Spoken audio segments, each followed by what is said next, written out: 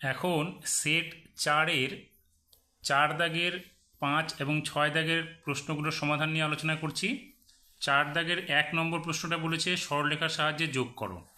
তাহলে আমরা কি করব, প্রথমে একটা সরলরেখা এখানে নিয়ে নেব, তাকে ভাঙিয়ে নেব। এখানে আমাদের কি করতে হবে, +9 এবং -5কে যোগ করতে হবে। যেহেতু প্রথমে +9 আছে, আমরা 0 থেকে +9 পর্যন্ত যাব। তাহলে 0 থেকে +9 পর্যন্ত গেলে এটা কি হলো, +9। এবার আমাদের কি করতে হবে, -5। তাহলে মাইনাস মানে হচ্ছে বাঁ দিকে আসতে হবে। তাহলে এবার আমরা কি করব, এই এখানে +9 থেকে 5 ঘর বাঁ দিকে আসবো। তাহলে 1 2 3 4 5, এখানে এলাম, এটা কি আসলাম, -5। তাহলে আমাদের বাঁচলো কত, 0 থেকে +4 পর্যন্ত। তাহলে এটা আমাদের যোগফলটা কত হবে, +4। এবার 2 নম্বরে বলেছে যোগের সংযোগ নিয়ম যাচাই করো। আমরা কি করব, প্রথম দুটো রাশিকে যোগ করব একসঙ্গে, তারপরে পরের রাশিটাকে যোগ করব। তাহলে এখানে -6 আর -5 যেহেতু দুটো একই রাশি বা একই চিহ্নযুক্ত, তাহলে 6 আর 5 যোগ করব, যোগ হলে হবে 11 এবং চিহ্ন হবে মাইনাস। এবার -7কে যোগ করব, দেখো দুটো আবার মাইনাস চিহ্ন অর্থাৎ ঋণাত্মক, তাহলে 7-এর সঙ্গে 11 যোগ করলে হবে 18, চিহ্ন মাইনাস থাকবে। এই ক্ষেত্রে কি করব, শেষের দুটোকে একসঙ্গে যোগ করব, প্রথমটাকে একা রাখবো। তাহলে এখানে -6 থাকলো, প্লাস এখানে -5 আর -7, তার মানে সংখ্যা দুটো যোগ করে দেবো, যেহেতু একই চিহ্নযুক্ত। 7 আর 5 যোগ করলে কত হবে, 12, আর চিহ্ন হবে মাইনাস। এখন মাইনাসের সঙ্গে মাইনাস অর্থাৎ 6 আর 12 আমরা যোগ করে দেবো, যেহেতু দুটো একই চিহ্নযুক্ত হলো। তাহলে 6 আর 12 যোগ করলে 18 হলো, -18। দেখো এখানেও যোগফল 18 হলো মাইনাস, এখানেও যোগফল 18 হলো মাইনাস। তার মানে আমরা যেইভাবেই এই যে প্রথম যে যোগটা করলাম এবং দ্বিতীয় যে যোগটা করলাম, তার মান আমাদের কি হলো, সমান হলো। তাহলে এটা আমাদের এইভাবে লিখতে হবে। এবার 3 নম্বরে বলেছে যোগফল নির্ণয় করো। এখানে যে অঙ্কটা দেওয়া রয়েছে সেটা আমাদের যোগ করতে হবে। এখানে দেখো +15-র সঙ্গে -10 যোগ করতে হবে। যেহেতু দুটো বিপরীতধর্মী যুক্ত চিহ্ন, তাহলে আমরা কি করব, বড় সংখ্যা থেকে ছোট সংখ্যাটাকে বাদ দিব। 15 থেকে 10 বাদ দিলে এখানে হবে 5, চিহ্ন হবে বড়টার, তাহলে এখানে থাকবে প্লাস। এবার প্লাস করব কি, -22। এবার দেখো এখানে -22, এখানে +5, দুটো বিপরীত চিহ্ন হয়ে গেল। তার মানে 22 থেকে আমরা 5কে বাদ দেবো, হবে কত, 17, আর চিহ্ন থাকবে বড়টার, তাহলে এখানে হবে মাইনাস। এবার 4 নম্বর প্রশ্নটিতে বলেছে তোমাদের গাছ থেকে এবছর তুমি XT আম পেরেছো। তাহলে এবছর আম পেরেছি সমান চিহ্ন কী হবে, XT। এবার বলেছে গত বছর এই বছরের আমের সংখ্যার দ্বিগুণ থেকে ওয়াইটি আম কম পেরেছিলে। তাহলে গত বছর তুমি কটি আম পেরেছো, তাহলে গত বছর আম পেরেছি কি বলছে, এই বছর যতগুলো পেরেছি তার দ্বিগুণ। তাহলে কী হবে, 2x থেকে কম কত, ওয়াইটি। তাহলে হচ্ছে 2x - ওয়াইটি এই বছর, গত বছর আম পাড়া হয়েছে। তারপরে এখানে 5 নম্বর বলেছে, এখানে 3টে রাশি দেওয়া রয়েছে, এখান থেকে চল এবং ধ্রুবক বের করতে হবে। ধ্রুবক হচ্ছে যে সংখ্যাটা একা থাকবে সেটা হচ্ছে ধ্রুবক, আর চল হচ্ছে সংখ্যা ব্যতীত যে অন্য সংখ্যাগুলো থাকে, x y z p q, এরা হচ্ছে সব চল। তাহলে প্রথম রাশিটার ক্ষেত্রে কি, x হচ্ছে আমাদের চল, তাহলে এখানে চল কি হচ্ছে, চল হচ্ছে আমাদের x, আর ধ্রুবক কি হচ্ছে, ধ্রুবক হবে আমাদের 2। এখানে কি আছে, -4, তার মানে এখানে চল নেই, শুধুমাত্র এখানে কি আছে, ধ্রুবক রয়েছে। তাহলে এখানে আমরা লিখব ধ্রুবক সমান চিহ্ন -4। এখানে কি আছে, এখানে এক্সও ধ্রুবক, ওয়াইও ধ্রুবক, চল। তাহলে এখানে লিখবো আমরা চল কি, চল হচ্ছে এক্স ও ওয়াই। এবার আমাদের 5 নম্বর প্রশ্নটিতে কি বলেছে, বলেছে এ বি একটি সরলরেখা নিতে হবে 8 সেমি, এবং এর মধ্যে পি একটি বিন্দু নিতে হবে যেখানে এপি হবে 3 সেমি এবং পিবি হবে 5 সেমি। এবার পি বিন্দুতে একটা লম্ব অঙ্কন করতে হবে।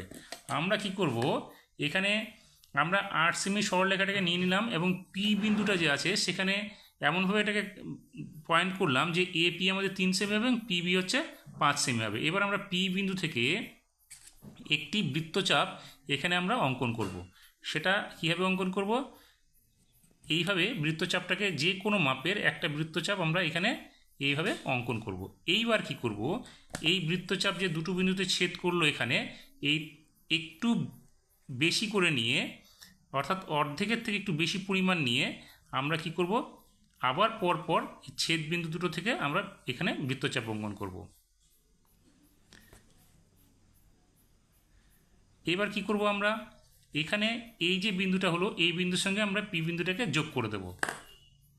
এখানে যোগ করার পরে এখানে আমাদের নাম দিতে বলেছে পিএল, তাহলে এখানে হবে আমাদের এল, অর্থাৎ আমাদের পিএল হয়ে গেল এ বি সরলরেখার উপর লম্ব।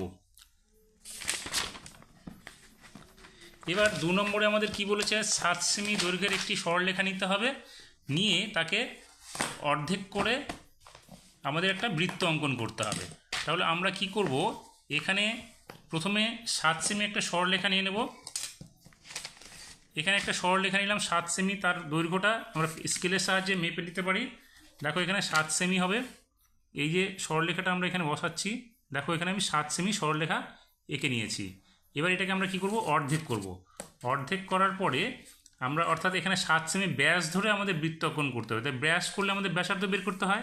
আমরা কি করব, এখানে অর্ধেকের একটা আনুমানিক অর্ধেকের থেকে একটু বেশি নিয়ে আমরা উভয় দিকে বৃত্তচাপ অঙ্কন করব। এখানে একটা করলাম এবং নিচের দিকে একটা এখানে করলাম। এবার ঠিক এখান থেকেও আমরা পরপর একইভাবে উপরের দিকে একটা করব এবং নিচের দিকে এখানে একটা করব। এবার আমরা কি করব, এই দুটো ছেদ বিন্দুকে আমরা যোগ করে দেব। এবার যোগ করার পরে আমাদের এখানে এই আকার ধারণ করবে। আমাদের এখানে নাম দিতে বলেছে এ বি হচ্ছে আমাদের কত, 7 সেমি, এবং ছেদ বিন্দুটাকে আমি এখানে নাম দিচ্ছি ও। এবার আমরা কি করব, এই ও বিন্দুকে কেন্দ্র করে ও এ অথবা ও বি যে কোনো একটা অংশের মাপ নিয়ে আমরা এখানে বৃত্তচাপ অঙ্কন করব। তাহলে এখানে আমরা বৃত্তচাপ অঙ্কন করি। তাহলে এখানে আমরা এই যে মাপটা নিলাম,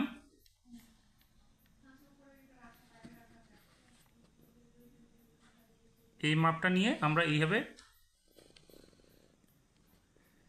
বৃত্তচাপটাকে অঙ্কন করে দেব।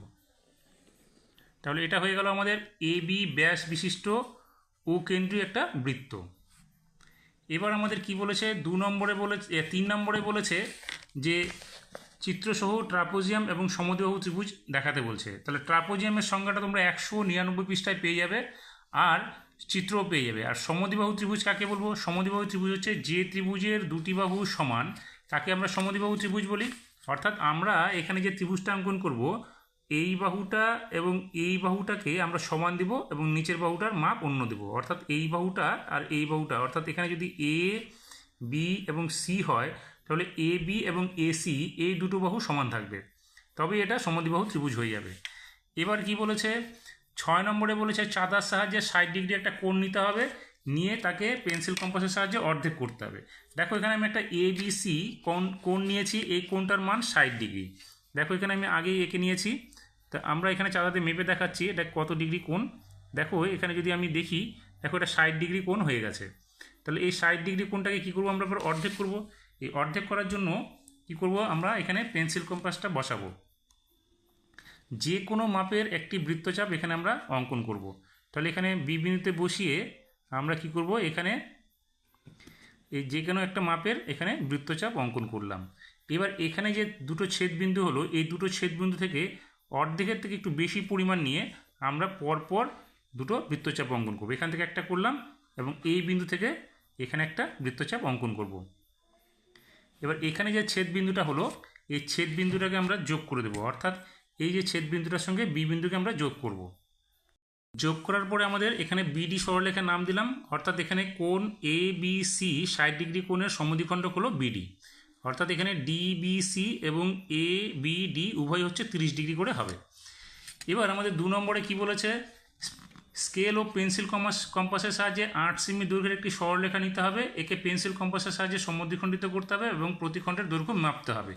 এখানে পি কিউ একটা সরলরেখা নিলাম যার দৈর্ঘ্য হচ্ছে কত, 8 সেমি। আমরা কি করব, এখানে পি এবং কিউ বিন্দু থেকে অর্ধেকের থেকে একটু বেশি পরিমাপ নিয়ে আমরা পরপর উপরে এবং নিচে দুটো বৃত্তচাপ অঙ্কন করব। আমি প্রথমে কিউ বিন্দু থেকে এখানে উপর দিকে একটা করলাম বৃত্তচাপ এবং নিচের দিকে একটা বৃত্তচাপ অঙ্কন করলাম। আবার পি বিন্দু থেকে একই মাপ নিয়ে আবার উপরের দিকে একটা বৃত্তচাপ অঙ্কন করব এবং নিচের দিকেও একটা এখানে বৃত্তচাপ অঙ্কন করব। এইবার এই যে দুটো ছেদ বিন্দু হলো, এই দুটোকে আমি যোগ করে দেব। এখানে পি কিউ সরলরেখাকে এই যে সমদ্বিখণ্ডকটা ধরলাম এখানে আর বিন্দুতে ছেদ করেছে এবং এখানে আমরা যে ছেদবিন্দু ছিল এটা এস এবং টি নাম দিলাম। এখন আমাদের বলছে পি আর এবং আর কিউকে মাপতে হবে। দেখো আমরা যদি মাপি তাহলে দেখো কত করে পাচ্ছি আমরা পি এবং আরকে। পি এবং আর দেখো এখানে 4 সেমি করে হচ্ছে, এটা 4 সেমি আর ওদিকেও 4 সেমি। তার মানে আমাদের লিখতে হবে এখানে যে পি আর সমান চিহ্ন 4 সেমি এবং আর কিউ সমান চিহ্ন 4 সেমি হয়ে গেল। এবার 3 নম্বরে কি বলেছে, বলছে রৈখিক প্রতিসম বলতে কি বোঝো, একটি আয়তক্ষেত্রের কটি প্রতিসম অক্ষ আছে তার চিত্রসহ দেখাতে বলছে। দেখো রৈখিক প্রতিসম এই সংজ্ঞাটা তোমরা পেয়ে যাবে 270 পৃষ্ঠায়। দেখো এখানে লেখা আছে রৈখিক প্রতিসম কাকে বলে। এইরকম ছবিকে প্রতিসম বলা হয়, আবার রৈখিক প্রতিসম বলা হয়। অর্থাৎ যেখানে এই ধরো একটি ছবি, এই ছবিটাকে যদি আমরা মাঝ বরাবর একটা দাগ কাটি তাহলে ডান দিক এবং বাঁ দিকের সঙ্গে মিল খুঁজে পাবো, অর্থাৎ দুটো একই রকম হবে। সেই জন্য এখানে এই সরলরেখাটাকে বলা হবে রৈখিক প্রতিসম। এবার প্রশ্নটি যেটা বলেছে যে আয়তক্ষেত্রের কয়টি রৈখিক প্রতিসম হয়। দেখো আয়তক্ষেত্রের দুটি রৈখিক প্রতিসম হবে, একটা হচ্ছে দৈর্ঘ্য বরাবর হবে, এটা হচ্ছে দৈর্ঘ্য বরাবর এবং এদিকে হচ্ছে প্রস্থ বরাবর। তাহলে আমরা এখানে দৈর্ঘ্য বরাবর তো একটা পেয়ে গেলাম, আরেকটা ছবি হবে আমাদের এইভাবে এই বরাবর ঠিক মাঝামাঝি একটা ভাঁজ করলে যে দাগটা হবে বা সরলরেখাটা পাবো সেটা হবে একটা আরেকটা প্রতিসম। অর্থাৎ আয়তক্ষেত্রের ক্ষেত্রে আমরা দুটি রৈখিক প্রতিসম আমরা সরলরেখা এখানে পাচ্ছি বা দুটি অক্ষ প্রতিসম পাচ্ছি।